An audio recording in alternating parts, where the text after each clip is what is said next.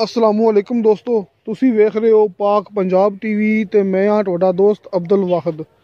सब तो पहला जिन्होंने दोस्तों ने अपना चैनल सबसक्राइब नहीं किया उन्होंने अगे रिक्वेस्ट है कि अपने चैनल को करो सबसक्राइब ते नाल ही बैल आइकन को करो ओके, ताकि साडी अगली वीडियो का नोटिफिकेशन तुहाडे तक पहुंचे, तुसी वो वीडियो वेख सको सब तो पहले। दोस्तों अज मैं तुहाडे वास्ते माशाल्लाह 1 एकड़ दोस्तों 1 एकड़ ज़रूरी ज़मीन की वीडियो लेकर हाजिर होया। उम्मीद है कि तुम्हें बड़ी पसंद आएगी।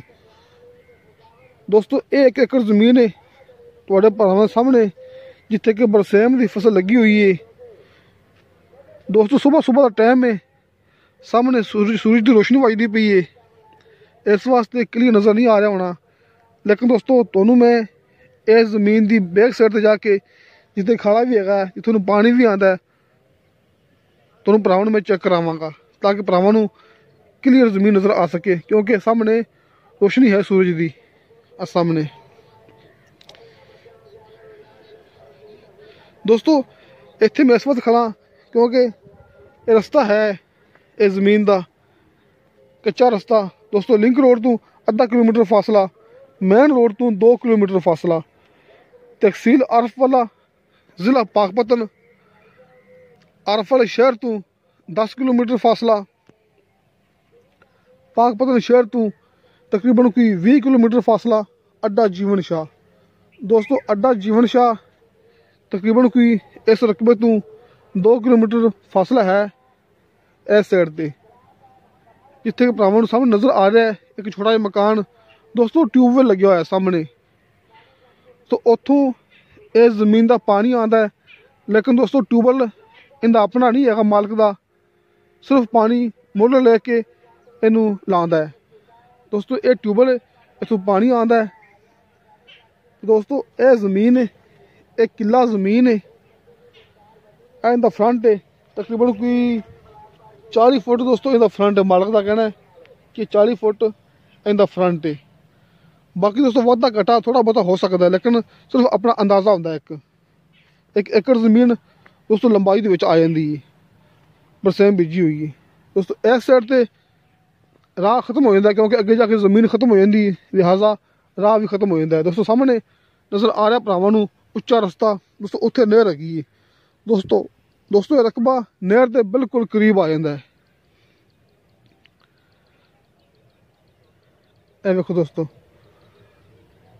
तो छोटी नहर है, वड्डी नहर नहीं हैगी जिहड़ी कि आपां कहने रजवाया आ रहा नाल है, वो नहर है।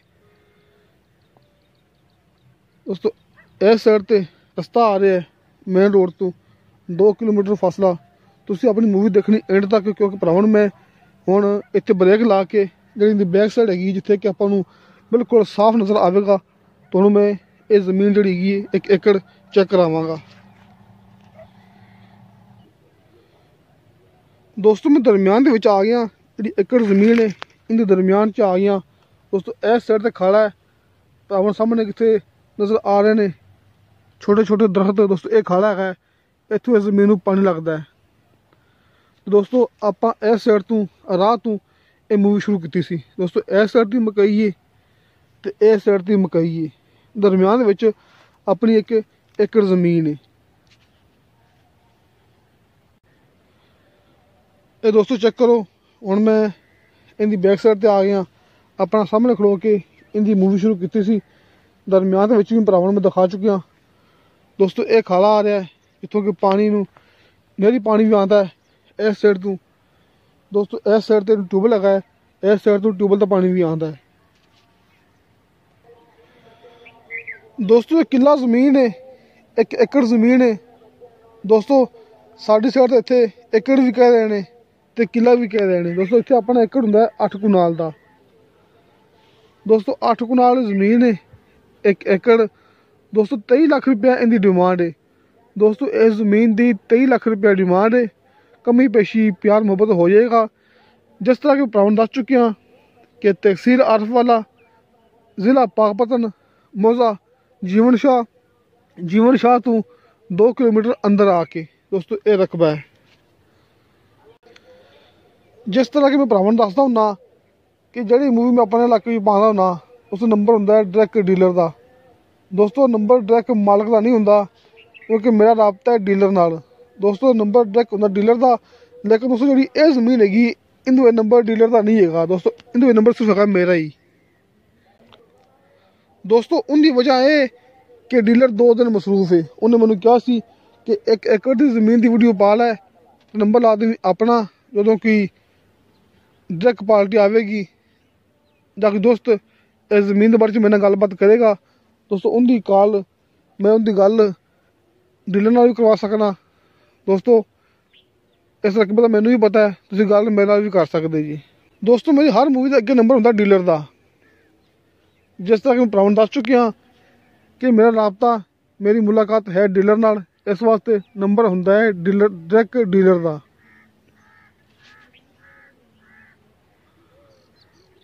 दोस्तों 23 लाख रुपये कीमत सुन के तुसीं यह नहीं समझना कि कीमत बड़ी घनी है। जिस तरह के भरावां पता है जो साढ़े इतने इलाके के रिहायशी है ये पाकपतन के अरफ वाले दे, उन्होंने पता है कि साढ़े इतने डिमांड कम से कम 20 लाख तो शुरू होंगी है तो 30 लाख तक जाती है। जी मेन रोड से जमीन आ जाती है दोस्तों उनकी कीमत इस तो भी ज़्यादा हो जाती है। तो दोस्तों आखिर के एक गल मैं लाजमी करनी है, जी कि मेरे भरा मेरे कई दोस्तों जिन्होंने नहीं पता है दोस्तों, ये अपनी गारंटी होंगी है कि मेरे चैनल पाक पंजाब टीवी से दोस्तों अज तक मैं कोई मूवी झूठी अपलोड नहीं की। जिस तरह कि मैं भरावां दसदा हुन्ना, अगर मैं झूठियां वीडियो अपलोड करनी होवन तो मैं रोज़ दियां तकरीबन कोई 3-4 वीडियो अपलोड कर सकना।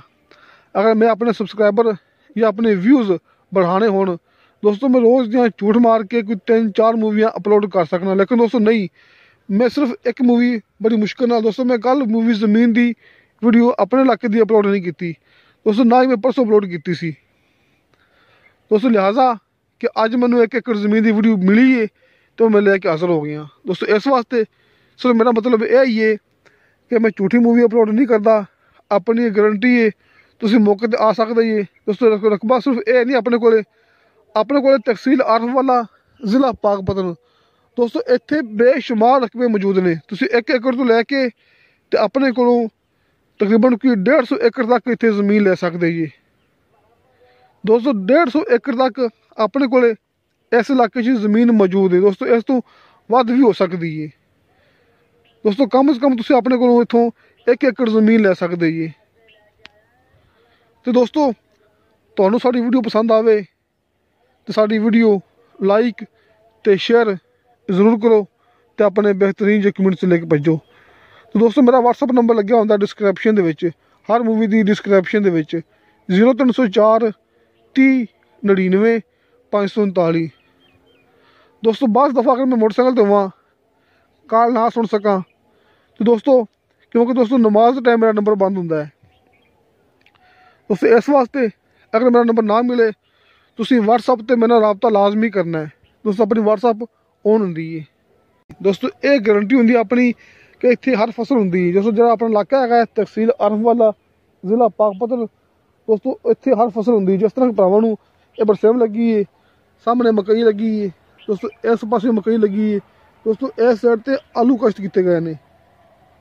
आ देखो दोस्तों जी है सामने आपको नज़र आ रही है, काफ़ी दोस्तों लंबी चौड़ी जमीन हैगी दोस्तों। इतने आलू कष्ट किए गए हैं, सामने सूरज की रोशनी आ रही है।